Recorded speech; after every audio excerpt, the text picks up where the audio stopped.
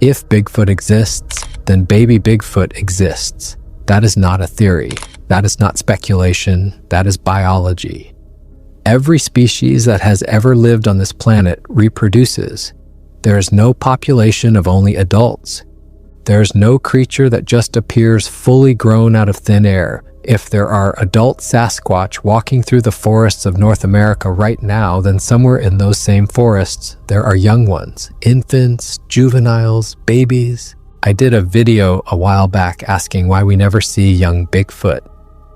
That video was about the absence, about the gap in the evidence. And the response I got from you guys was overwhelming. Hundreds of comments, dozens of messages, people telling me about things they had seen, things they had heard, things that never made it into any official database.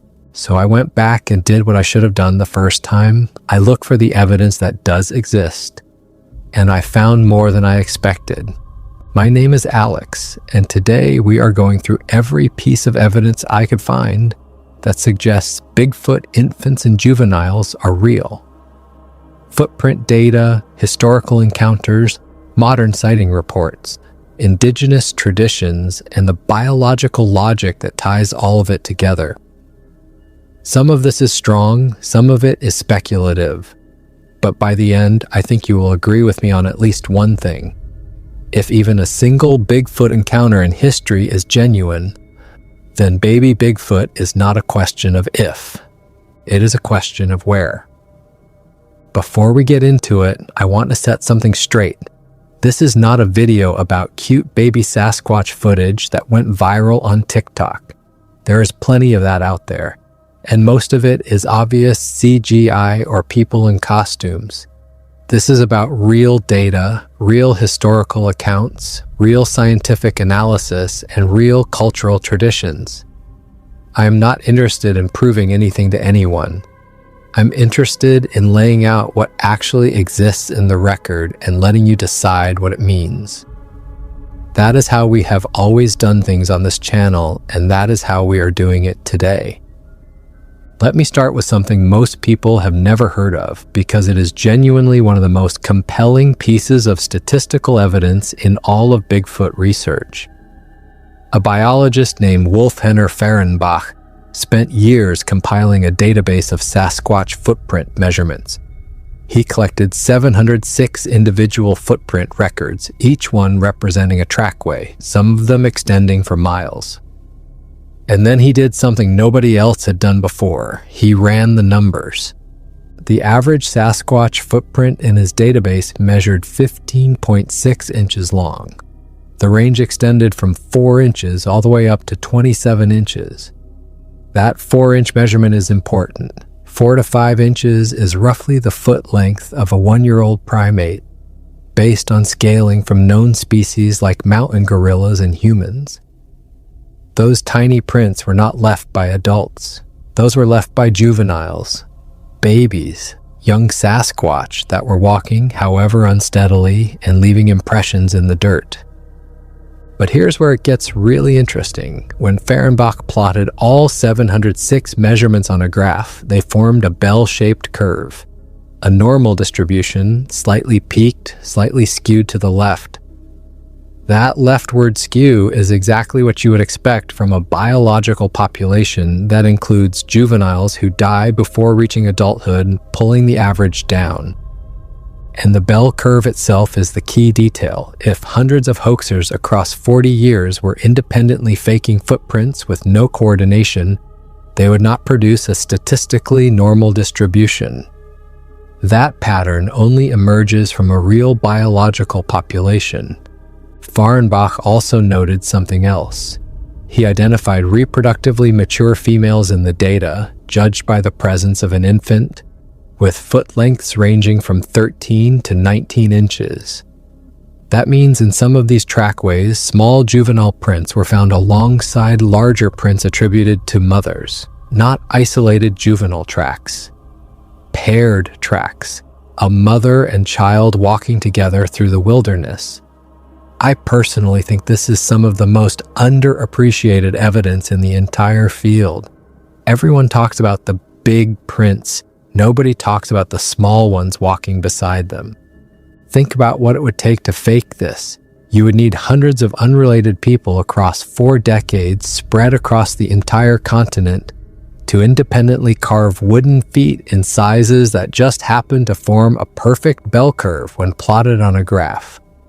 You would need some of those hoaxers to think about making child-sized prints and placing them next to adult-sized prints in the same trackway. You would need the distribution to match known primate scaling ratios for foot length to body height. And none of these people could have been coordinating with each other because the data was collected from independent sources over half a century. The idea that this was all fabricated is honestly harder to believe than the idea that it is real. Now let me take you back to 1924. A Swedish-Canadian prospector named Albert Ostman was on a solo trip near Toba Inlet in British Columbia when he was kidnapped in his sleeping bag, picked up, carried for 3 hours through the dark, and deposited in a box canyon. When morning came, he found himself face to face with a family of 4 Sasquatch. Not a lone creature, a family. The adult male stood roughly 8 feet tall with a massive barrel chest and a hump on his back. Ostman described his biceps as enormous and his hands as wide scoops. The adult female was about 7 feet tall, broad-hipped, with what Ostman described as a goose-like walk. But it is the 2 younger ones that matter for this video. The young male was nearly full-grown, around 7 feet tall and maybe 300 pounds. The younger female was different. She was shy, always keeping her distance, peeking at Ostman from behind bushes. Ostman described her as flat-chested with no visible breast development, which strongly suggests she was prepubescent. A child. Ostman was held for 6 days. During that time, he observed their diet, which was entirely vegetarian. Roots, grasses, nuts that grow in the ground, sweet tubers. They slept under blankets woven from strips of cedar bark. They communicated through a mix of guttural sounds and gestures. He eventually escaped by feeding the adult male the contents of his snuff box, which made the creature violently ill. Then he ran. He did not tell anyone about the experience for 33 years. When he finally came forward in 1957, he swore to his account before a justice of the peace. Here is what makes Ostman's story compelling beyond just the narrative. Researcher John Green, who interviewed Ostman extensively, argued that the details Ostman provided about Sasquatch anatomy and behavior were not part of public knowledge in 1957. The popular image of Sasquatch at that time was of a tribe of giant Indians, hairy only on their heads, living in villages. Ostman's description of fully hair-covered, non-human primates living like bears and foraging for roots did not match any available source material. His descriptions were only corroborated decades later by independent witnesses who had never heard of Albert Ostman. Naturalist Ivan Sanderson interviewed Ostman as well and noted something that stuck with me. When it came to the young female, Ostman would not elaborate. Sanderson wrote that no amount of questioning would prompt Ostman to discuss her further, and Sanderson interpreted this as genuine modesty. Ostman believed he had been kidnapped as a potential mate for the younger female, and he was uncomfortable discussing a creature he perceived as an adolescent girl. That kind of psychological detail is not what you get from someone fabricating a story. That is what you get from someone remembering a real and deeply unsettling experience. I want to point out one more thing about Ostman's account before we move on. He described the young male and the young female as being distinctly different in size, behavior, and development. The male was nearly adult-sized but socially subordinate to the father. The female was smaller and showed no signs of sexual maturity. This is exactly the kind of age stratification you find in real primate family groups. Gorilla troops have silver-backed adult males, black-backed subadult males, adult females, juveniles, and infants. Ostman described the Sasquatch equivalent of that structure in 1957, decades before primatology became mainstream public knowledge. He was not drawing from a textbook, he was describing something he observed. 4 years later, in 1928, something remarkably similar happened on Vancouver Island. A Nootka trapper known as Muchalat Harry was camping alone on the Conuma River when he was seized in the middle of the night and carried roughly 2 to 3 miles through the forest. When dawn broke, he found himself in a camp surrounded by approximately 20 Sasquatch. Males, females, young ones, all different sizes, all staring at him. The creatures did not hurt him. They examined him curiously, stepping forward to touch him and pull at his woolen underwear. They seemed fascinated by the fabric. But Muchalat Harry was terrified because scattered around the camp were piles of large bones. Whether those bones were animal or something else, Harry did not stay long enough to find out. When the Sasquatch eventually lost interest and wandered away to forage, Harry ran. He sprinted 12 miles through the forest to his cached canoe, then paddled 45 miles nonstop back to the village of Nootka in the dead of winter wearing nothing but torn underwear. When the villagers found him, he was near death from exhaustion and hypothermia. A Benedictine missionary named Father Anthony Terhar nursed him back to health over 3 weeks. During that recovery, Muchalat Harry's hair turned from black to pure white. He eventually told Father Anthony what had happened, but he never returned to the Conuma River. He never went back for his rifle, his traps, or his camp equipment. In fact, according to Father Anthony, Muchalat Harry never entered the forest again for the rest of his life.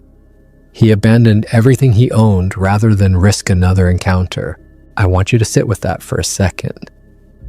This was a man described by everyone who knew him as physically imposing and fearless, a solo trapper who spent months alone in deep wilderness as a way of life.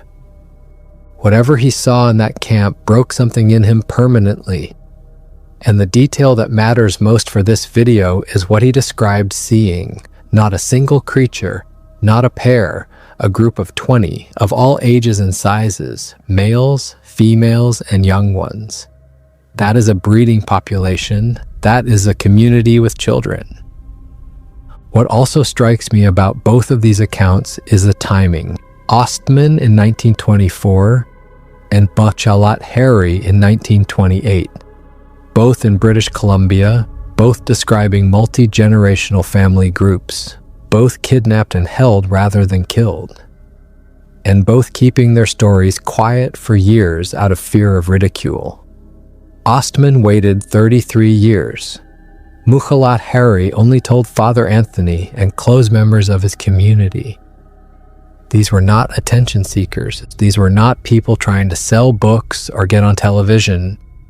They were ordinary men who had something happen to them that they could barely process, and they described what they saw in ways that are strikingly consistent with each other despite having no connection. 2 independent witnesses, 4 years apart, both describing Sasquatch families with young. Now you might be thinking, okay, those are historical accounts from the 1920s. What about more recently?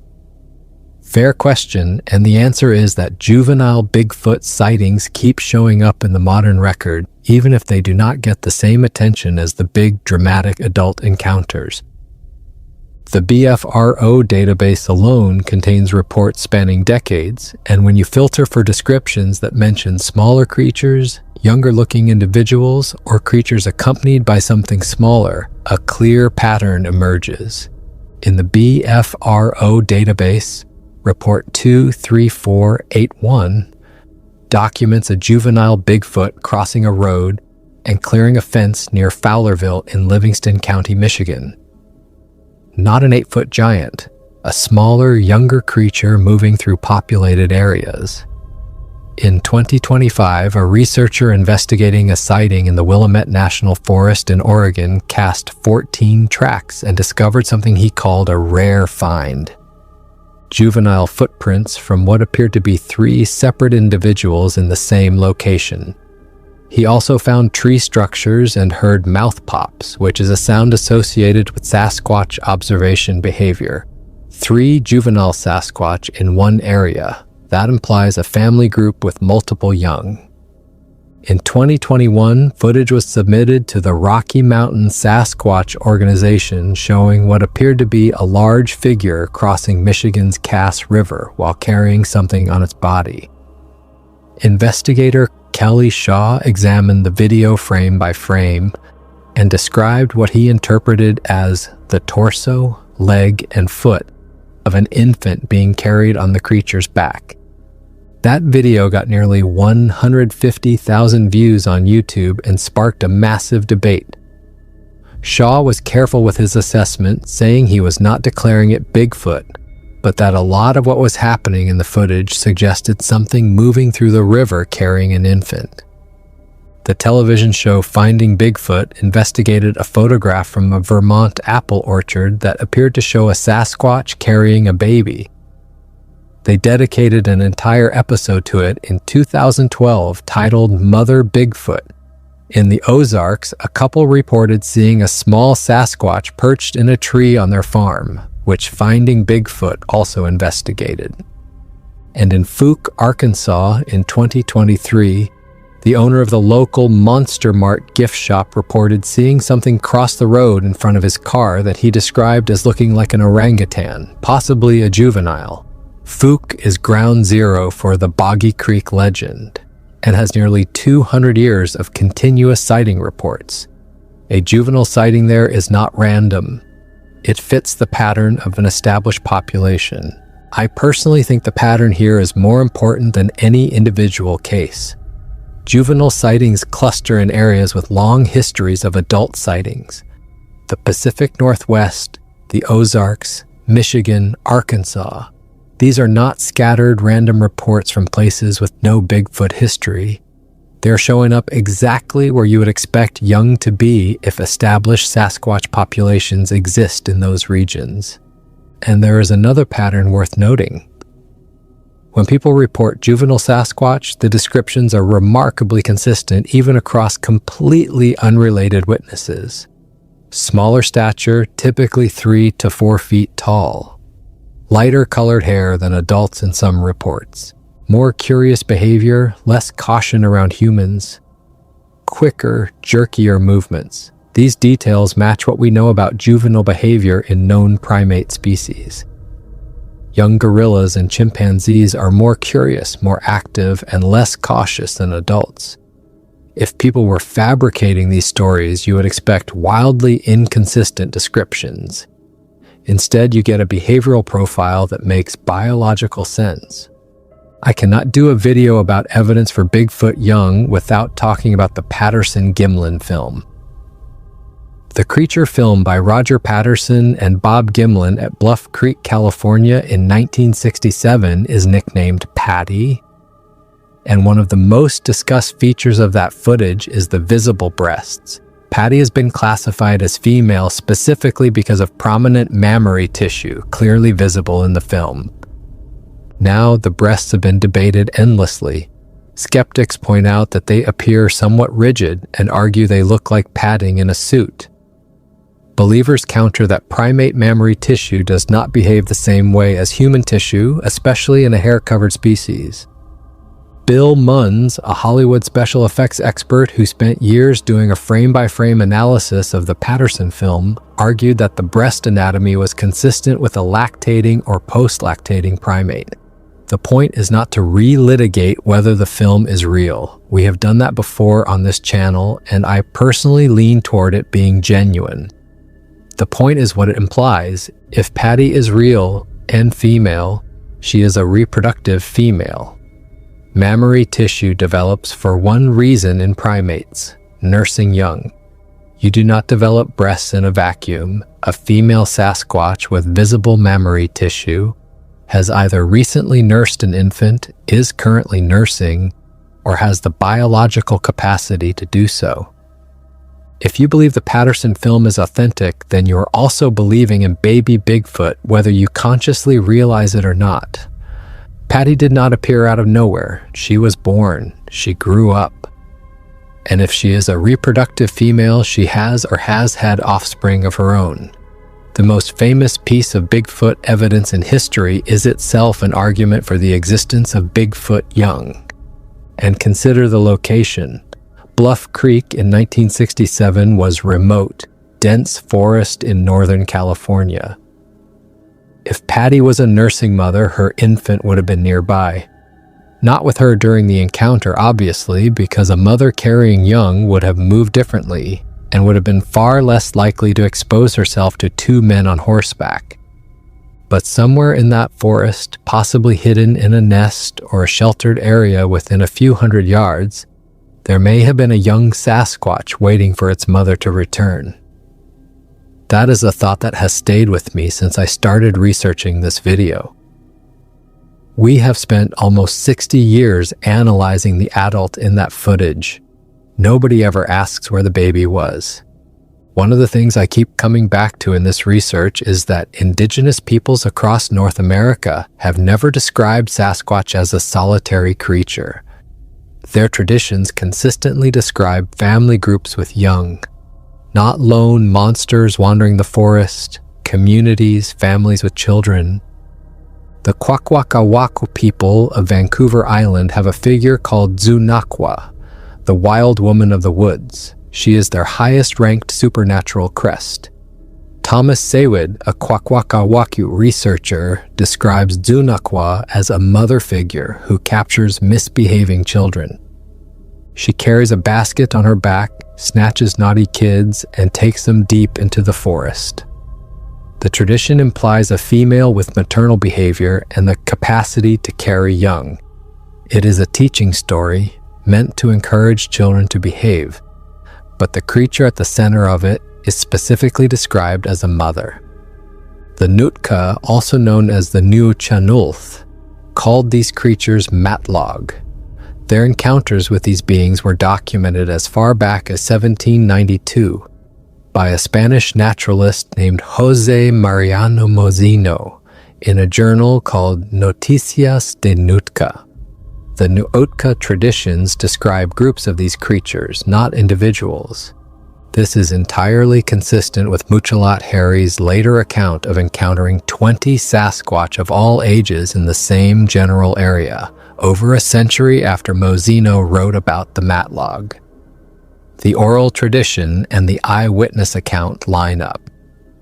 The Yokit people of Central California have a figure called Mayak de Tat, or Hairy Man, who features in creation myths as one of the first beings to walk the earth. Their tradition treats these creatures as a people with their own society and lineage. The Coast Salish, the Lummi, the Lakota, the Tsetsalis Nation of British Columbia all describe Sasquatch as having family structures, social hierarchies, and protective behavior toward their young. These are not sighting reports filtered through modern media. These are cultural observations accumulated over centuries by people who lived in Sasquatch habitat year-round and regarded these creatures as a normal part of the natural world. I think this is one of the most important and most overlooked categories of evidence. When multiple unconnected cultures across thousands of miles independently describe the same creature as having families with young, that is not a coincidence. That is observational data from people who are paying closer attention than any modern researcher with a trail camera. There is a tendency in mainstream Bigfoot research to treat indigenous knowledge as folklore, as quaint stories rather than data. I think that is a mistake. These cultures lived in direct contact with the natural world for thousands of years. They did not have trail cameras or thermal imaging, but they had something arguably more valuable: continuous generational observation of their environment. When a Kwakwaka'wakw elder describes Zunakwa as a mother with children, or when Nootka tradition describes groups of matlog with young of various ages. Those descriptions carry the weight of accumulated observation. They are telling us what they saw, and what they saw consistently was a species that reproduced and raised its young in family units. So if juvenile Bigfoot exist, why are the sightings so rare compared to adult encounters? I think the answer is actually straightforward, and it comes from what we know about real primate behavior. In every great ape species on Earth, mothers are fiercely protective of their young and will go to extraordinary lengths to avoid exposing them to threats. Gorilla mothers carry their infants pressed against their bodies for the first 4 months and remain in close physical proximity for 3 to 4 years. Orangutan mothers maintain contact with their young for 6 to 8 years, the longest dependency period of any non-human primate. If Sasquatch follows even a loosely similar reproductive strategy, with long gestation, extended infancy, and intensely protective mothers, then juvenile exposure to humans would be actively prevented by the mothers themselves. Think about it this way. The adult Bigfoot sightings that fill the BFRO database already skew heavily towards solitary individuals or small groups. The vast majority of encounters involve a single creature seen briefly before it disappears. The mothers with young are almost certainly the demographic that is most successfully avoiding detection because they have the strongest motivation to do so. A lone adult male Sasquatch might tolerate a brief encounter with a human because the risk is manageable. A mother with an infant would not take that chance. Fahrenbach's footprint data actually supports this interpretation.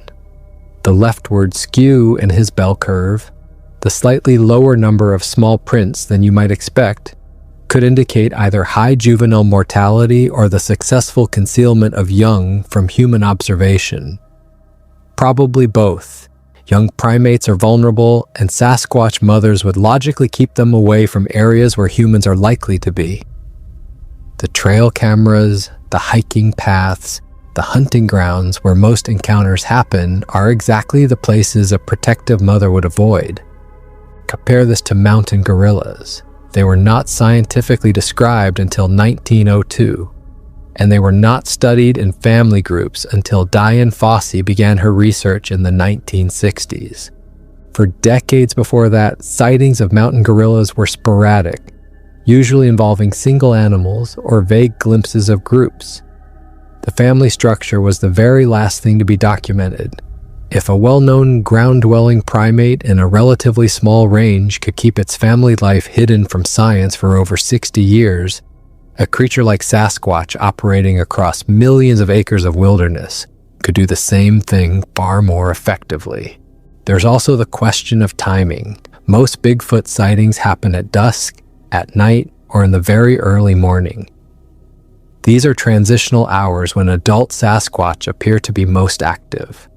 But if mothers with young are keeping a different schedule, staying in deeper cover during the hours when humans and lone adult Sasquatch are most likely to cross paths, then the absence of juvenile sightings during peak encounter hours makes perfect sense.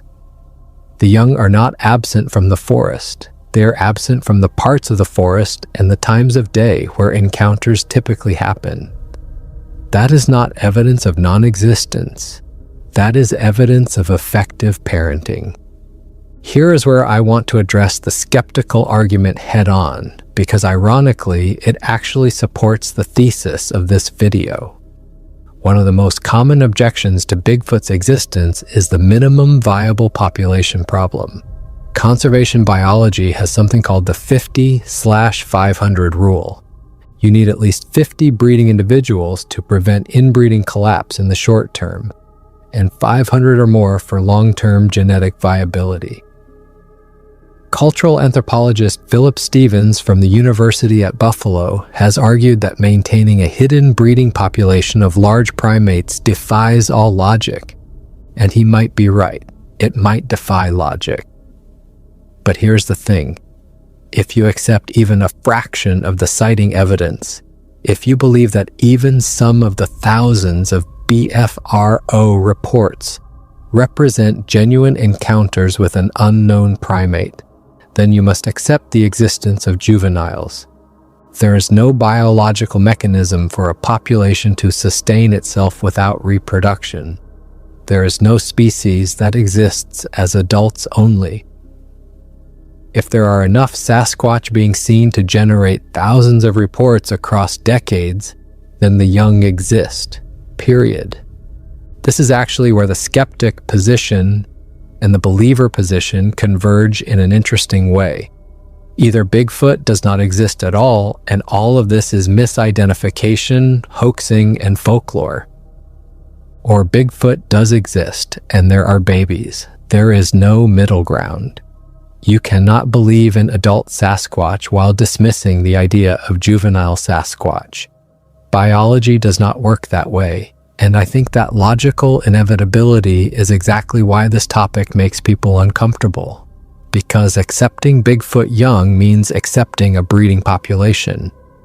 And accepting a breeding population means the creature is not a fringe anomaly. It is a species, with all the implications that carries. And those implications are enormous. A breeding population needs territory, it needs food sources, it needs genetic diversity. It needs enough individuals spread across enough range to avoid inbreeding and sustain itself across generations. If Sasquatch exists, we are not talking about a handful of lone wanderers. We are talking about a distributed population of potentially thousands of individuals, some of them infants, some of them juveniles, some of them elderly, all of them occupying ecological niches in forests across the continent. That is either the biggest discovery in the history of biology or the biggest collective delusion in the history of human culture. And I genuinely do not know which one it is. But the data I have shown you today tips the scale, at least for me, toward the idea that something real is happening in those forests. So where does that leave us? We have Farnbach's statistical analysis of 706 footprints showing a bell curve distribution that includes juvenile tracks as small as 4 inches. We have Albert Ostman's detailed 6-day account of living with a Sasquatch family that included 2 young.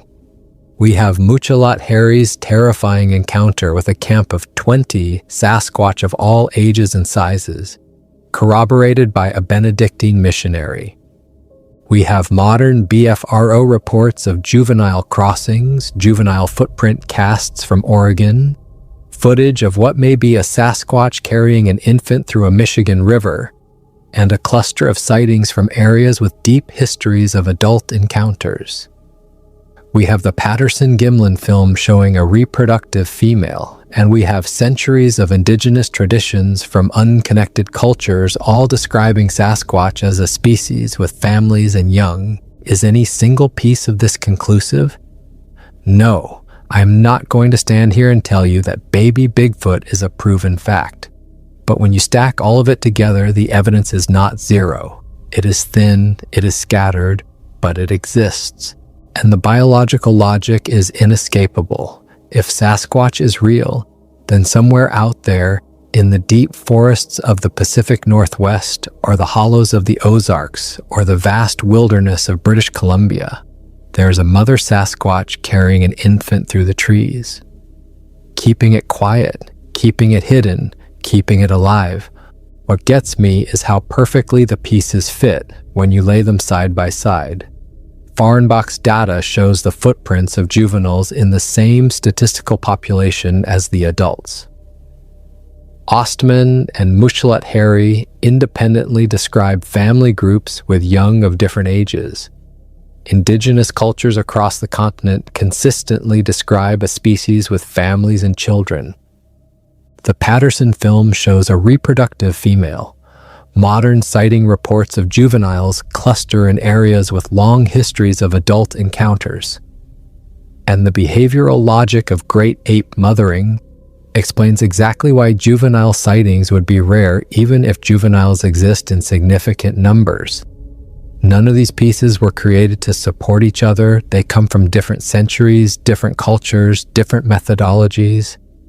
and yet they all point in the same direction. I personally think that is one of the most fascinating and most humanizing aspects of the entire Bigfoot phenomenon. Not the towering adults, not the dramatic encounters, but the idea that these creatures, whatever they are, protect their young the way any parent would.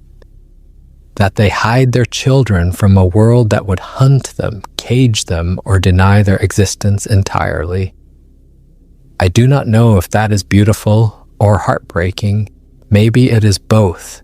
If you have ever seen something small in the woods that you could not explain, something that moved wrong, something that was too big to be a child but too small to be an adult, I want to hear about it. Leave it in the comments or send it to me directly. And if this video made you think even a little, hit that subscribe button. I am Alex, and I will see you